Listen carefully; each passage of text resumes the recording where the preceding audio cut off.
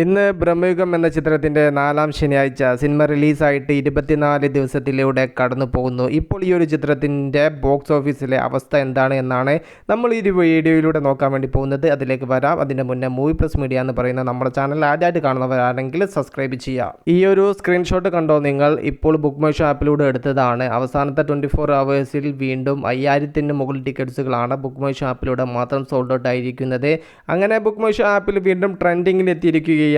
4-ാമത്തെ വീക്കിലും മമ്മൂക്ക ചിത്രമായ ബ്രഹ്മയുഗം മാർച്ച് 15-ാം തീയതി Sony ലൈവിലൂടെ OTTയിൽ റിലീസാവുന്ന cinema കാണാൻ ഈ ആഴ്ചയും നല്ല രീതിയിലുള്ള ആളുകൾ എത്തുന്നുണ്ട് എന്ന് വേണം ഇത് കാണുന്ന സമയത്ത് നമുക്ക് മനസ്സിലാക്കാൻ. OTTയിൽ റിലീസായാലും ഈ ഒരു ചിത്രത്തിന് തിയേറ്ററിൽ തുടരാൻ വേണ്ടി സാധിക്കും. കാരണം OTTയിൽ കണ്ട ഓരോ വ്യക്തിയും ചിലപ്പോൾ ഒന്നും കൂടെ ഈ ഒരു സിനിമ തിയേറ്റർ എക്സ്പീരിയൻസ് ഡിമാൻഡ് ചെയ്യുന്ന സിനിമയാണെന്ന് പറഞ്ഞ് വീണ്ടും തിയേറ്ററിലേക്ക് എത്താൻ സാധ്യത ഏറെയാണ്.